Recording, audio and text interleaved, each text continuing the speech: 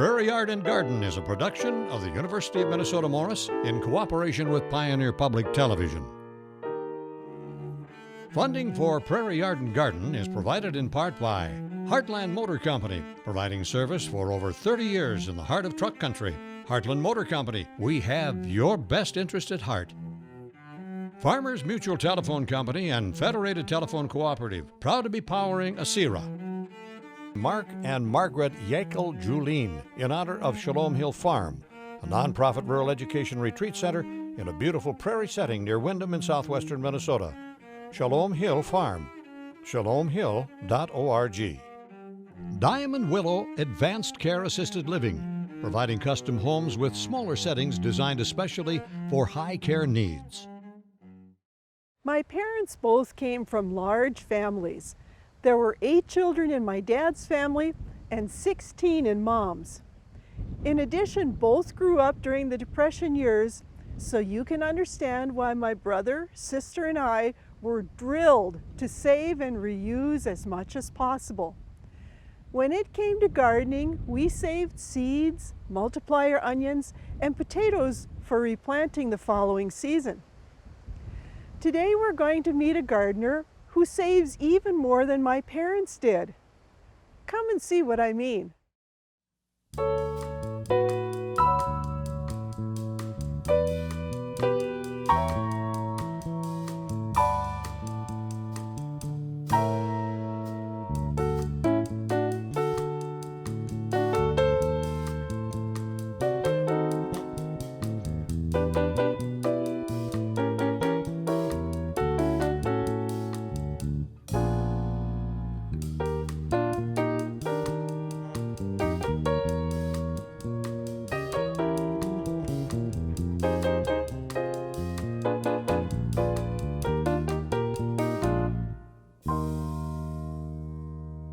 This past spring, I bought a hot pink dahlia and planted it in a pot along with bright pink petunias.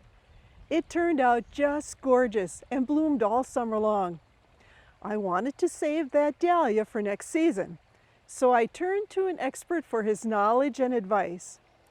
Bernie Angus has been saving plants for years and has even taught classes on how to save and overwinter plants.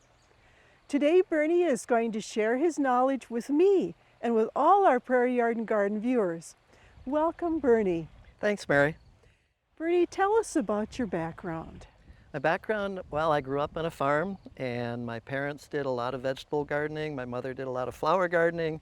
I was in 4-H and took vegetables and flowers for that.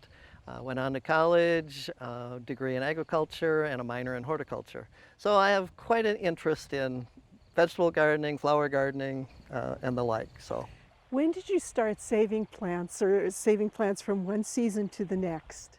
That probably started about 30 years ago or more, I suppose. So it's been quite a while. What are some of the advantages of saving plants? Well, for one thing, I believe cost. You don't have to, rebuy every year. Another thing is if you find a certain dahlia or whatever it might be that you really like, that you maybe not be able to find it again in another year or two. So saving some of your favorite plants is another good reason. When do you start preparing your plants to get them ready to save over the winter? There's probably not too much preparation other than getting my containers maybe ready, because most of the time you want a good freeze to happen before you bring any of these inside. That shuts the plant down. And so you usually typically want a good freeze. And so that's where the prep would be waiting for a frost. Then do you take them in right away or do you let the foliage die down? You typically want the foliage to die down, usually maybe rest about a week, especially for the dahlias, because during that time frame, they're forming the buds for the next year to come. Now I know that we're early. We haven't had a freeze yet this fall, but it was so gracious of you to let us come because then people can see what the plants look like before they freeze too. But would you be willing to show individual or specific plants and then how you prepare them? Oh, absolutely, Mary. Yes, we can go do that. First one I'm going to start with, Mary, is probably this oxalis. I've not been growing these for only a couple years. I like this particular one, I believe it's called Iron Cross, because you can see in the leaf here the dark color in it. Does get a little bit of flower to it. I did have these in the ground, but I would recommend using them in containers, just as a little bit of a different foliage and texture in a container plant. Some of the other oxalis, I think they're also called shamrocks, are typically just a green leaf, but this particular one, just because of the foliage, the color in the foliage, and then the little pink flower, is the reason I like it. Now you can see here the little bulbs on here, and what I typically would do then to get this ready for winter storage, just take my pruner and just kind of prune off the foliage here, and then I'll let this dry up for a few days. So about an inch? Yeah, about an inch or so on there. And then I'll just put this in some probably peat moss. Or if you had it in a container, you can just let the frost take the foliage down, leave it in that soil or container, and just put it in a dark area in your basement and leave it till spring. Then do you break off these little bulbils? Yes, I do break them and separate them off. That way you get a lot more plants if you'd like. Or you could try, take a few off. Otherwise, it would be too many in a cluster for it to really do well. So I would recommend taking some of them off, but you could leave 3, 4, 5 around it and put it in your container that way. Or if you just want a single bulb in a single plant. When you dry them, do you dry them out on the lawn, on the garage floor? Usually in the garage, maybe whether by a light by a window, just so it doesn't really get hot, Okay. Sun to do it. Okay. Another one I've got here is the Peruvian daffodil. Very exotic kind of flower. It'll flower in early spring, early summer. Typically these bulbs you plant maybe towards the end of May is usually when they go in the ground. And this one will start flowering shortly, within a few weeks, 3, 4 weeks after you plant it. It's a white flower, but really exotic looking, easy to overwinter. And typically what I do then is wash all the soil off. And here's one that I did that already on, so you can see the roots. And then what I'll do is cut the foliage off like we did the other one, maybe just an inch or so left. As you can see, there's some little bulbs coming on this one as well. If you want to leave them for another year and grow them, you can. Otherwise, what I do is I'll just store it this way. I'll let them air dry in the house, like in my living room, for maybe a week. So this is all nice and dry. Then they go in a paper bag, and I'll put 6, 8, 10 of them in a paper bag. You put them in upside down so that it prevents it in the early spring from sending out the flower and the leaf buds too soon. So why do you put this in the house rather than out in the garage? This has to be stored, the Peruvian daffodil has to be stored at a temperature that's probably 60 to 70 degrees. So it needs to stay warm. Don't need to put it in peat moss or anything, just in that paper bag. Like I say, I'll fill the whole bag up with these all upside down, and they'll come through really, really easy. One of the easiest ones, I think, to overwinter. Another one we got is the Mexican tuberose. Not a rose-looking flower at all. It'll have a flower spike that'll get up to maybe 2 feet tall almost. White flowers on it, either single or double, depending on which you would buy. And very, very fragrant. And again, we wash the soil off so it looks like this after you've washed all the soil off of it. Again, we'll cut back the foliage. So we'll just maybe leave about an inch above the bulb. Now you can see all the new little bulbs here. Again, this one, I just put them in a paper bag, upright.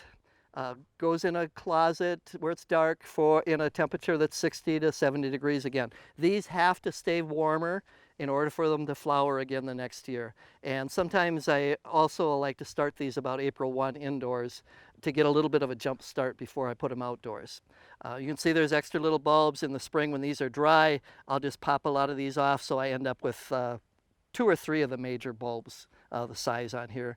You can either grow these up into larger, or I usually discard them because you can see I've got 3 nicer bulbs here to save for another year. Now here's one that I'm familiar with, is gladiola bulbs. Yes. Okay, how do you preserve these? Okay, these as well, wait for the frost. Typically just kind of take the excess soil off. You can wash them lightly. I usually do, and then let them air dry for 3, 4, 5 days. So again, we'll prune back that foliage to maybe about an inch. And you can see here, this is the new bulb from this year. This underneath is last year's bulb. Now, of course, it's shrunk down, but it grows a new bulb every year. So the conditions need to be good, need full sun and everything and well-drained soil. You can see some little bulbils underneath here, so it's formed some new ones. You can save these if you'd like, but it'll take a few years before they'll get into a flowering size bulb.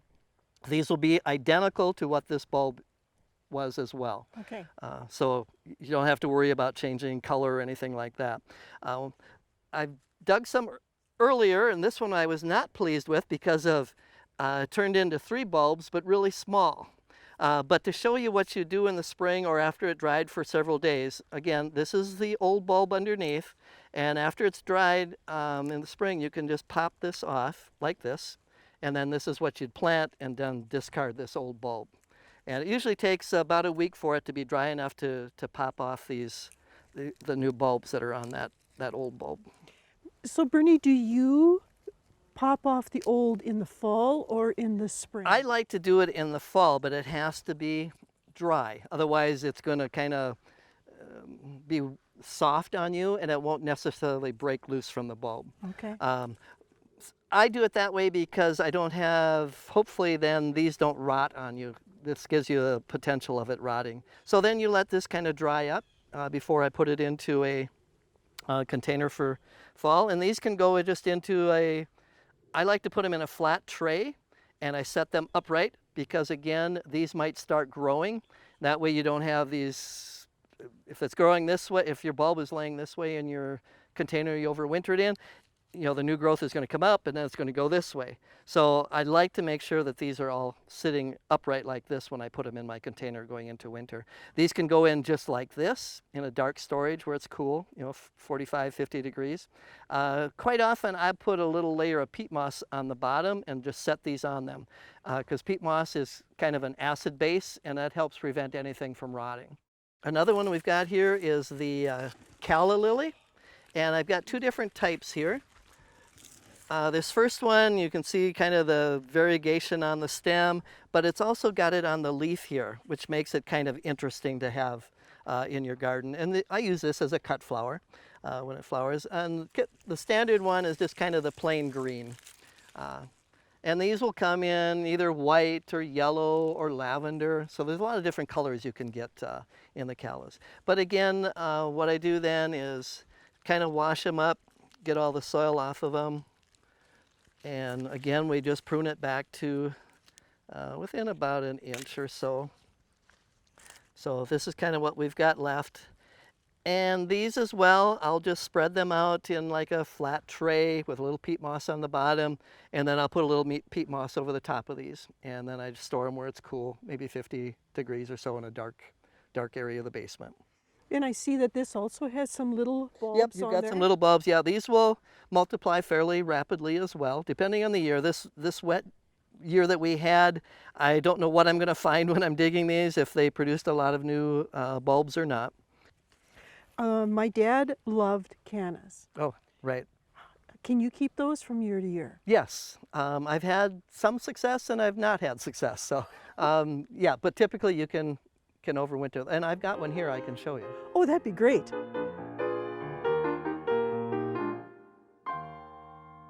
Now I'd like to go into another one, the canna, which is different from the calla. The canna lily, usually these will get quite large, as you can. Now this one isn't as tall as some. Maybe gets 2.5 feet in height, but they'll range from 2 feet, and then you can get some that are all the way almost 5 feet tall. So, and they can really multiply in a season.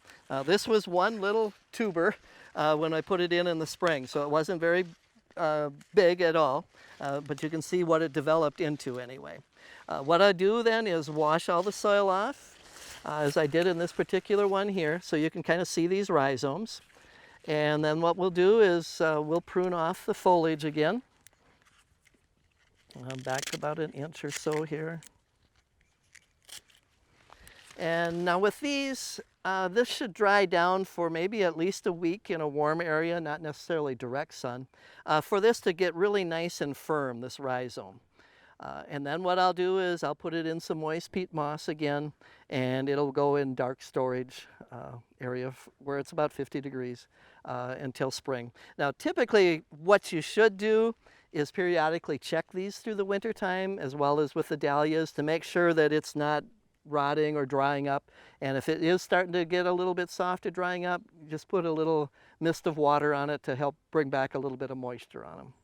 I don't typically do that because I don't have the space, or everything is all jammed into one room, and my access is quite limited sometimes for me to get at them. So I just have to hope for the best, and they come through the winter.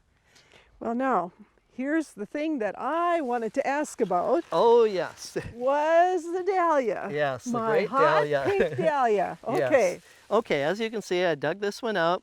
Not a lot of tuber here, but there's some. And typically, if you were to buy these, all you would get is like one of these single tubers, and that's all you would get when you buy it. And that's going to be a good $6 or more quite often. And typically, when you buy them, you get two of the same kind. Well, I don't want two of the same, unless have to share it with a friend, because I'm limited on space. And so if I find one I like, I dig them up and I save it from year to year. And so that's what these are. And typically then what you do, again, you want to frost to kill the foliage back, and then you want to let it sit in the ground for at least a week, because being the foliage has died back from the frost, then what it does, the plant starts forming little buds on the very top of these tubers. So way up towards the top, that's where a bud will form, and it does that usually after the foliage has been killed by the frost.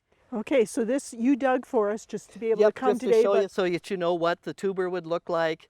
And typically what we would do is that, well, these we like to cut a little bit taller. That helps hold moisture in the plant itself. So we'll trim it all back here.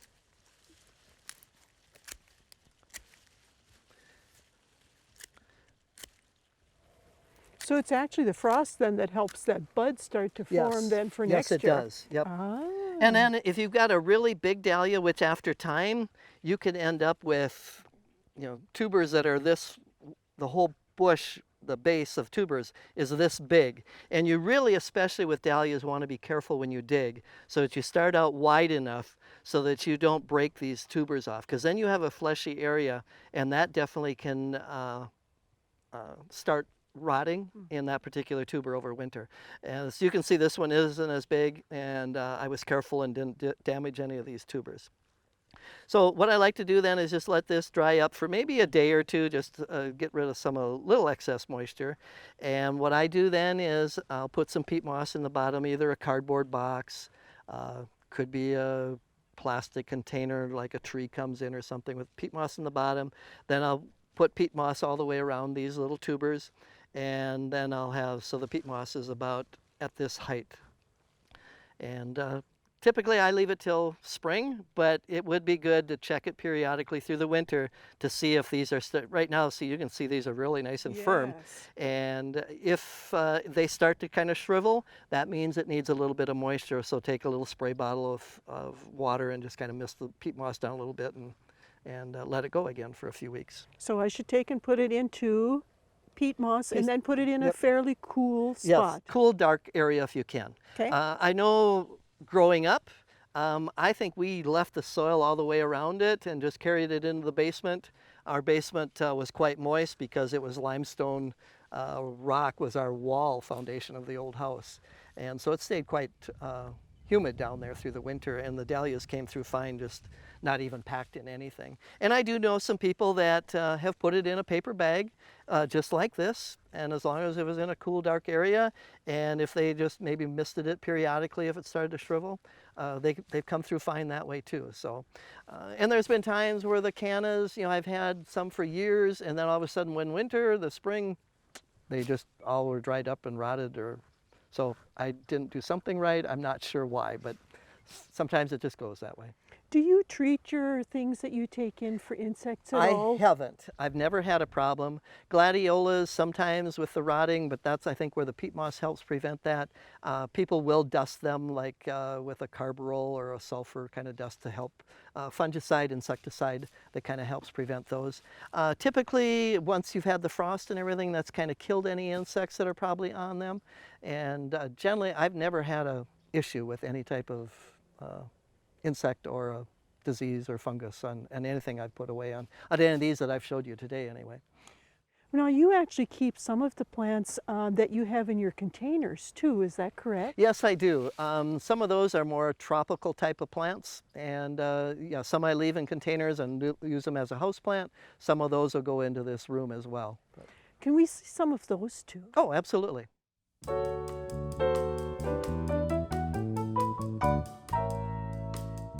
I have a question. I've noticed some Japanese beetles on my roses. Should I be concerned? Well, Japanese beetles are in Minnesota now. We haven't seen them all over the state, but we've definitely seen a lot in the metropolitan area and slightly west and south of that. And Japanese beetles are really definitive. They've got a shiny, very attractive shell, a dark kind of green, emerald bright green, and they have specific white dots around the back abdomen. So they're definitive ways to identify them. The first thing you want to do is make sure you have a Japanese beetle. They feed on the foliage of roses and grapes, raspberries, linden trees. They have definitely some plants that they love to feed on, but they feed on the foliage, not the actual buds or the stem of a plant. They are usually not fatal, so we don't have to worry about them really killing our plants. But if there's a large number, they can actually defoliate them and weaken and disfigure some of the plants. And roses, they like the flowers and the foliage. So we'll find them eating and feeding on the pollen as well as on the leaves. So the best way to control Japanese beetles is to go out with a bucket of soapy water. And believe it or not, the best time is 7 p.m., 7 o'clock in the evening. So maybe take a glass of wine and a bucket of soapy water, go out to your garden and hold the bucket underneath the roses or grapes and tap the insects, the adults, into the soapy water. So they'll drown and die. So that's the best way to control them. What's going on at 7 o'clock in the evening is that adult is sending out a pheromone, signaling other Japanese beetles, come here, I've got the best food in town. And the other beetles sense that and they come in and congregate on those plants. So if you pick them off that time in the evening, you eliminate that hormone and reduce the numbers coming into your garden.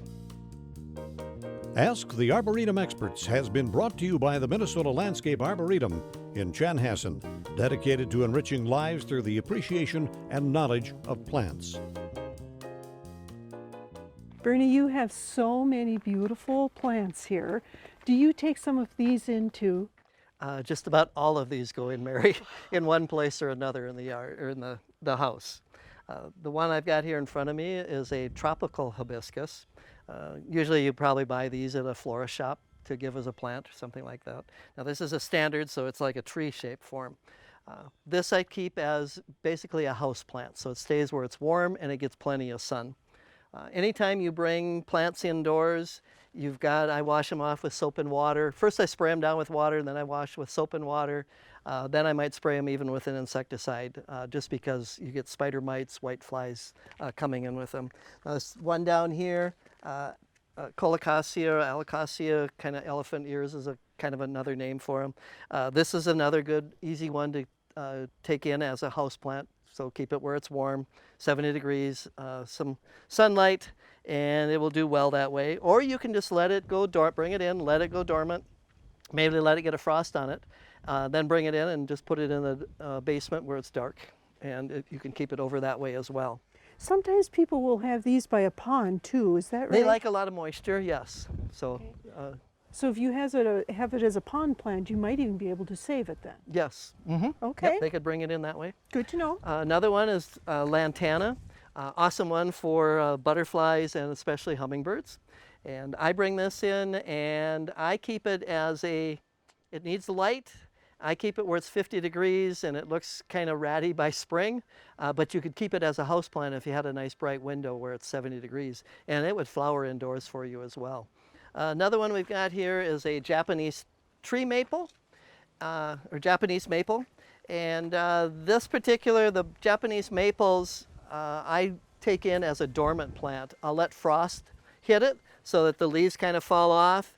Then what I'll do is on this particular type, pull in the branches with string so it kind of is compacted, and they go into a dark storage room where it's about 50 degrees. Same room that I store my bulbs and the tender bulbs in for winter. I'm surprised that the pot on this plant the pot's small compared to the size of the plant. Yes. This is the original pot it came in. I've probably had this, I don't know, 6-8 years anyway. And I don't repot them because if you repot it and you bump it up into a larger pot, then you're going to get more growth on it. And so I like to keep it about the size that it is. And by leaving it in the pot that it is, it'll just kind of not give you new growth, but you'll still get all the leaves coming out on the existing stems that are there. So I kind of keep them in a smaller size as such by leaving them in the pot they're in. When you bring all these beautiful plants in, do you fertilize them over the winter? I don't, other than maybe the tropical hibiscus, where it's in a nice sunny window. Then you could fertilize maybe once a month. You don't want to encourage a lot of new growth, but then you might get some flowering out of them. Otherwise, typically I just leave them as they are, and they just kind of are dormant as such, even though they're alive. Then next spring, I'm going to pick your brain. When do you start getting the plants ready to take outside? And do you have to acclimate them? They have to be acclimated, especially to sun. So these are all tropical plants, so it needs to be warm. So probably towards the end of May is when they first start coming outside, and they'll go on the north side of the house where it's shady and be there for maybe a week or so, and then gradually giving them morning sun, putting them back in the shade. So they need to be acclimated for a good week or two before you put them out into a full sun, warm area for them to be for the summer. Okay. Well, I appreciate this so much, and I've learned so much. Thank you so much, and I'll let you know next spring how my dahlia. Okay, pleasure to help, Mary. Thank you. Funding for Prairie Yard and Garden is provided in part by Heartland Motor Company, providing service for over 30 years in the heart of truck country. Heartland Motor Company, we have your best interest at heart. Farmers Mutual Telephone Company and Federated Telephone Cooperative, proud to be powering ASERA.